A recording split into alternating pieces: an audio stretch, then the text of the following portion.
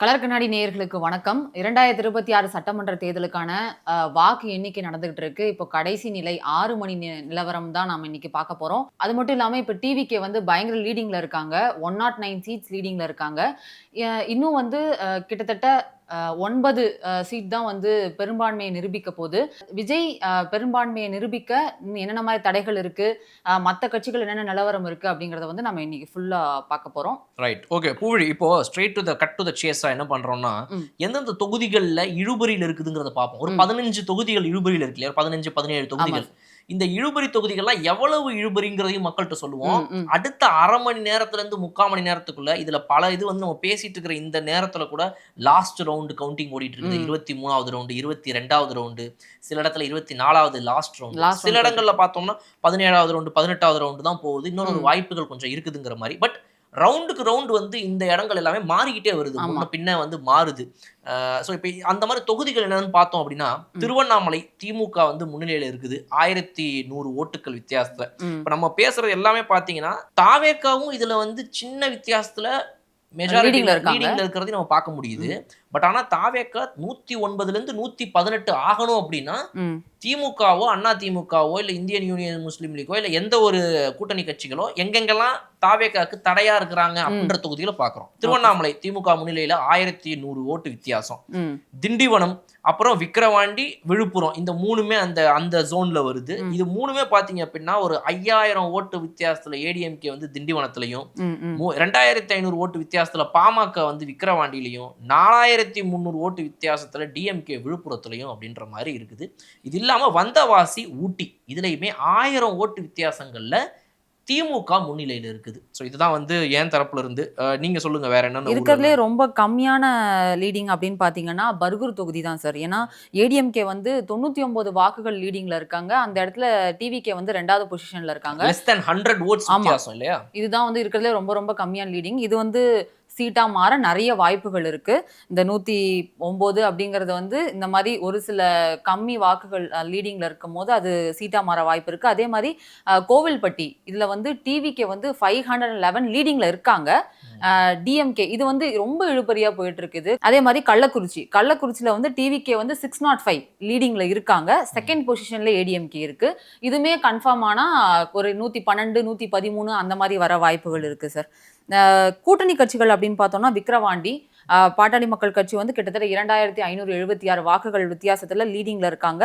கிள்ளியூர் பாருங்க பூழி, கிள்ளியூர்ல வந்து காங்கிரஸ் 3000 ஓட்டு வித்தியாசத்துல முன்னிலையில் இருக்கிறாங்க. இந்த காங்கிரஸ் நான் ஏன் சொல்றேன் அப்படின்னா, இது மட்டும் இல்லாம குளச்சல்லையுமே வந்துட்டு காங்கிரஸ் டாக்டர் பிரேம் அலெக்ஸ் டிவிக்கு இருக்கிறாரு. அவருக்கு அகெயின்ஸ்டா வந்து குளச்சல்ல நேஷனல் காங்கிரஸ் வந்து 2300 ஓட்டு வித்தியாசத்துல முன்னிலையில் இருக்கிறாங்க.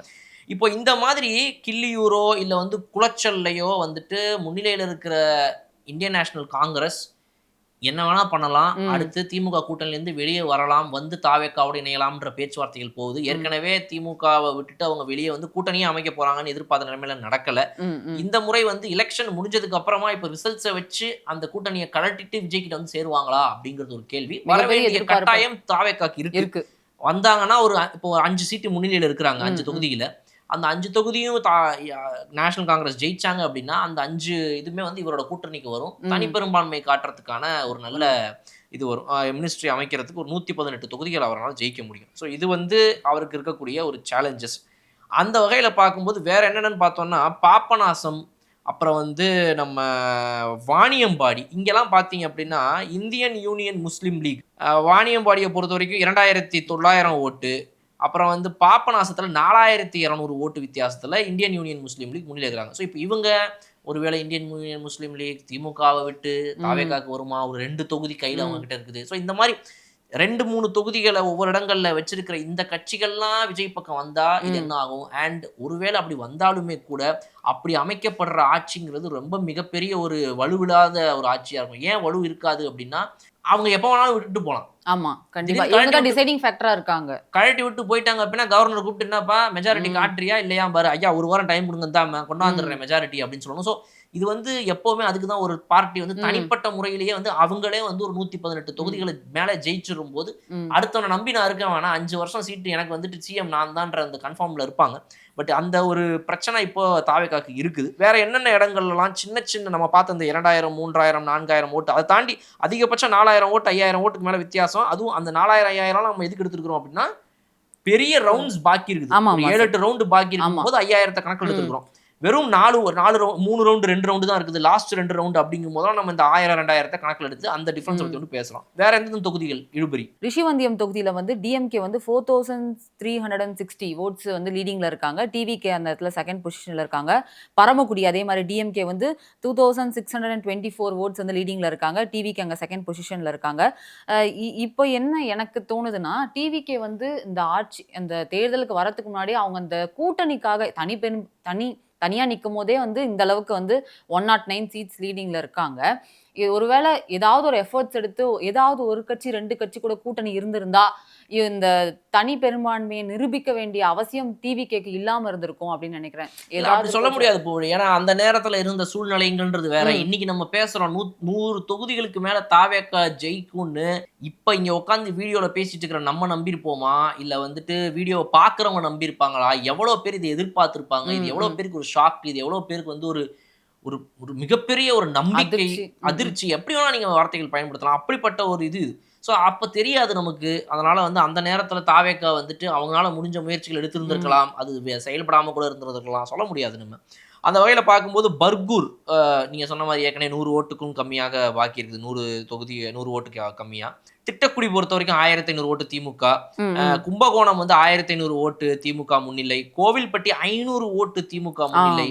லால்குடியில அதிமுக 2000 ஓட்டு வெறும் 1000 ஓட்டுல முன்னிலை. ஸோ இதெல்லாமே அந்த லாஸ்ட் 2-3 ரவுண்டு அதுதான் டிசைனிங் ஃபேக்டர்ஸ். நம்ம நிறைய ஏற்கனவே பரமக்குடி, குளச்சல், வாணியம்பாடி வரை பார்த்தோம். ஸோ இப்போ இதுதான் இந்த 17 தொகுதிகள்.